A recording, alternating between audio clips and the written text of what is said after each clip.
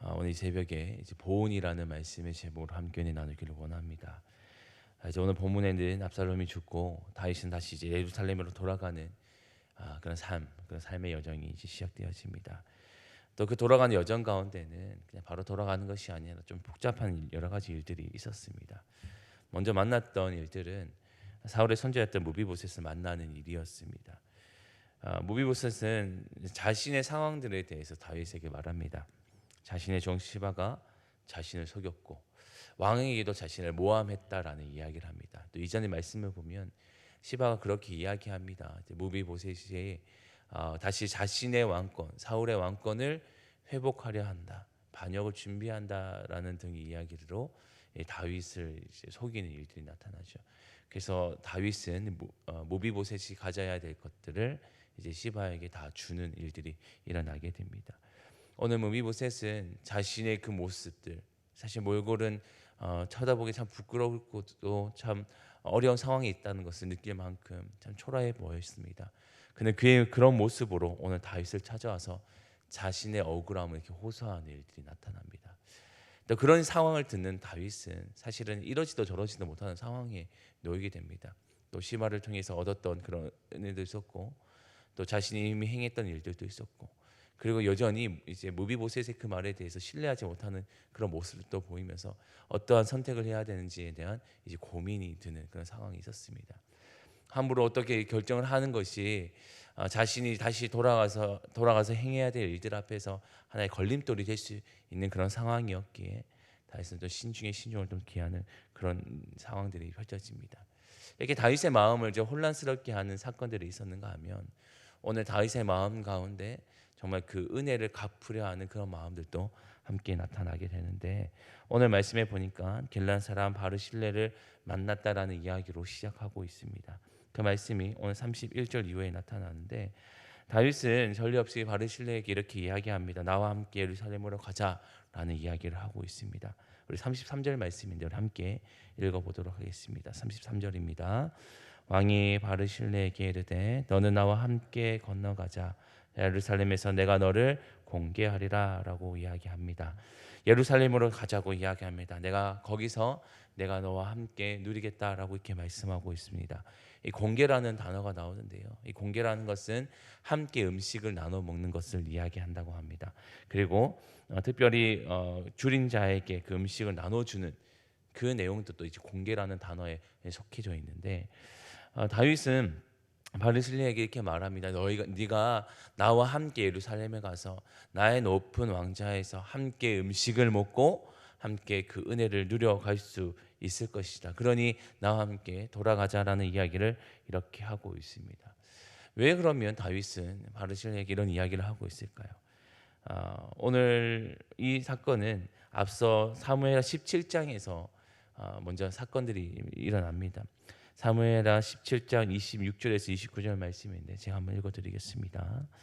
이에 이스라엘 무리와 압살롬이 길앗 땅에 진친이라. 다윗이 마하나임에 이르렀을 때 암몬 족속에 속한 라빠 사람 나하스의 아들 소비와 로데바의 사람 암미엘의 아들 마길과 로글림 길라 사람 바르실레가 침상과 대야와 질그릇과 밀과 보리와 밀가루와 볶은 곡식과 콘과 팥과 볶은 녹두와 꿀과 버터와 양과 치즈를 가져다가 다윗과 그와 함께한 백성에게 먹게 하였으니 이는 그들 생각에 백성이 들에서 시장하고 권하고 목마르겠다 함이더라라고 말합니다. 이 사무엘하 17장의 배경을 보니까 이제 다윗이 압살롬부터 쫓겨나고 쫓기는 상황들, 진을 치고 자신의 위협을 당하는 그런 상황 가운데 놓였습니다. 이들이 어찌할 수 없는 상황들에 먹을 것을 찾을 수도 없고 이제 곤고한 상황 가운데 처해져 있을 그때에 오늘 말씀에 나타나는 바르실레 그리고 그와 함께한 몇몇의 사람들이 그들을 향하여서 도움의 손길을 줍니다. 그들이 살 수 있는 침상도 허락했고요, 그들이 쓸 그릇도 허락합니다. 그리고 그들이 먹고 마실 수 있는 음식을 제공하는 모습이 나타납니다. 이게 바로 공개의 모습인데, 앞서 다윗을 향해서 그리고 그와 함께했던 사람을 향해서 이 바르실레는 먼저 공개의 모습을 취했던 것이죠. 그래서 오늘 다윗은 그를 기억했던 것입니다. 그런데 앞서 말한 사무엘하 17장 말씀에서 좀 주목해 보아야 될 말씀은 이런 말을 합니다. 이는 그들 생각에 백성이 들에서 시장하고 고나고 목마르겠다 함이더라 이렇게 말합니다. 바르실레의 마음이 내가 지금 다윗에게 한번 잘 대접해서 훗날에 다윗이 뭔가 왕권을 다시 회복하는 그때 내가 좋은 은혜를 한 덧입어 봐야겠다라는 그런 마음의 의도를 가지고 그들을 섬기지 않았다라는 거예요. 바르실레의 마음은 처음부터 그들을 향하여서 그들이 굶어 있고 그들이 정말 먹을 것이 없어 보였기에 사람을 향한 마음, 연민을 가지고 그들을 도왔다라고 이야기를 하고 있습니다.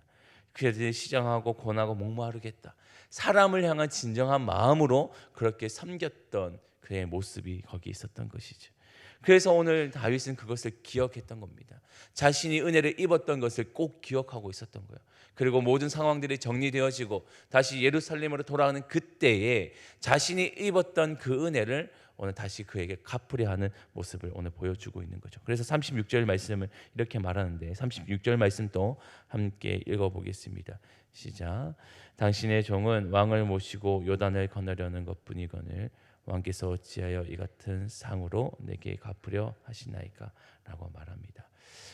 오늘 다윗은 그에게 은혜를 베풀겠다고 말했고 또 오늘 바르실레는 그 이야기에 대해서 왕이여 당신에게 베푼 것은 내가 그런 의도와 목적을 가지고 한 것이 아닙니다. 그냥 나는 당신에게 그냥 할 것을 했을 뿐이라고 말합니다. 그리고 자신이 이전에 했던 그 일들에 대해서 오늘 은혜를 갚으려는 다윗에게도 왕이여 나는 그 당신에게 이만한 상을 받을 만한 그런 일들을 행하지 않았다라고 이야기도 하고 있습니다. 오늘 바르실레는 그 마음의 중심은 항상 자신의 어떤 목적을 가지고 한 것이 아니라 정말 그 마음에 진심으로 우러나오는 마음, 사람을 향한 그 마음으로 행했던 그 모습을 보여줍니다. 그의 모습은 사람들에게 보여주는 정말 겸손한 척을 하는 것이 아니라 진정한 그 삶 가운데 겸손의 모습이 있었고요. 그들 가운데 잠잠한 다른 사람을 섬길 만한 그 마음들이 있었다는 것을 보여줍니다. 그래서 오늘 다윗이 제안했던 그 제안 앞에서도 그것을 마음만 받고 그들이 행하지 않습니다. 그러면서 자신은 이곳에 머물러 있겠다라면서 오히려 그의 그 은혜에 대해서도 딱 그 마음만 딱 받아가는 그 모습을 보게 되어집니다. 그 모습까지도 정말 자족하는 모습인 것 같습니다. 마치 사도 바울이 말한 것처럼 자신이 주어진 것들 앞에서 거기서 만족하고 내가 더 많은 것을 취하려 하지 않는 이 자족하는 모습이 오늘 바르실레에게 있었던 것이라고 보여집니다. 그는 다만 기맘이라는 그 종을 부탁한다 하며 그만 보내고 자신은 그곳에 머물러 있는 것으로 오늘 이야기가 마무리되어집니다. 오늘 본문에서 성도된 우리가 참 가져야 할 마음이 무엇인지 참 잘 보여주고 있습니다.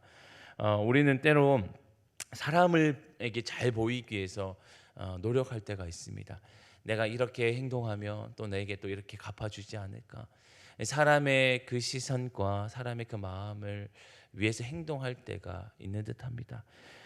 그런데 우리에게 필요한 것은 사람이 아니라 하나님 앞에서 어떠한 마음으로 살아가야 되는지, 어떻게 그렇게 섬겨가야 되는지를 잘 생각하는 말씀이 오늘 말씀입니다.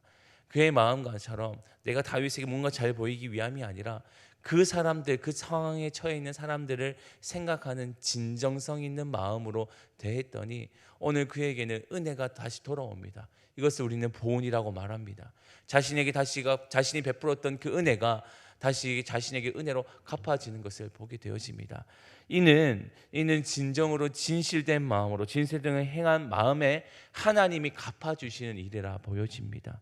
성도된 우리에게도 사람이 보여지기 위해서 살아가는 것이 아니라 하나님 앞에 정말 코람데오의 신앙으로 살아가는 자들 앞에 하나님은 그의 중심을 보시고 그의 삶 가운데 은혜를 갚아주시는 하나님이라는 것이 오늘 말씀 가운데 잘 보여주는 말씀입니다. 오늘 말씀뿐 아니라 성경 전체는 말합니다. 하나님을 위해 섬겨가는 자, 주를 위해 기꺼이 살아가는 자, 그 마음과 중심을 하나님께 둔 자에게는 하나님 반드시 은혜로 갚아주시리라고 말씀하고 있습니다. 그래서 우리의 삶 가운데서도 우리의 삶의 중심에서도 정말 내가 받을 것을 위해서 살아가는 것이 아니라 마땅히 내가 성도된 그리고 하나님의 자녀로서 그렇게 살아가는 것, 그것으로 우리는 만족하고 그것으로 우리가 참 기쁨으로 살아갈 수 있는 그런 삶이 될 수 있기를 간절히 바랍니다. 마지막 마태복음 5장 7절 말씀을 읽어드리려 합니다. 긍휼히 여기는 자는 복이 있나니 그들이 긍휼히 여김을 받을 것이며. 이게 산상수훈에서 주님께서 말씀하시는 내용인데, 긍휼을 여길 수 있는 자는, 여기는 자는 그 또한 긍휼을 받을 것이라는 하나님의 원리를 그에게 알려주고 있습니다. 우리의 마음 가운데 긍휼히 여기는 자, 하나님의 마음으로 살아가는 자에게는 분명한 하나님의 은혜, 똑같이 아니 그보다 더 큰 은혜를 받게 되어진다라는 그 마음을 꼭 기억하시며, 오늘 우리 한날의 삶 가운데서도 주님 앞에, 하나님 앞에 그 정직한 자의 삶을, 그리고 하나님 앞에 참 선한 자의 삶을 살아갈 수 있는 우리 모두가 될 수 있기를 주님의 이름으로 축원합니다. 아멘. 기도하겠습니다. 하나님 감사합니다. 오늘 주시는 말씀 앞에서 정말 은혜로 다시 한번 돌아오는 모습을 바라봅니다. 이것이 성경이 오늘 우리에게 일러주는 모습이고, 이거 또한 이 모습이 또한 성도로 살아가는 우리에게 주는 또한 위로의 말씀인 줄 믿습니다. 하나님, 우리의 삶 가운데서 사람을 위해서, 나의 어떠한 목적을 위해서 그렇게 행동하는 자 되지 않게 하시고, 하나님 보시기에 정직한 자의 삶을 살게 하시고, 또한 사람을 향한 진정한 마음, 긍휼히 여겨지는 그 마음으로 행동하고 또 태도를 취할 수 있도록 인도하여 주옵소서. 우리가 마땅히 해야 될 의지를 알게 하시고 그것으로만 우리는 만족해야 할 수 있는 그 마음이 우리에게 있게 하여 주옵소서. 그 가운데 우리에게 은혜 베푸시는 하나님의 은혜가 있다면 그 또한 감사로 받을 수 있는 우리의 마음이 있게 하여 주옵소서. 하나님, 자족을 배우게 하시고 겸손을 배우게 하여 주시고 하나님의 은혜로 살아가는 삶이 될 수 있도록 인도하여 주옵소서. 감사드리오며 예수님의 이름으로 기도합니다. 아멘.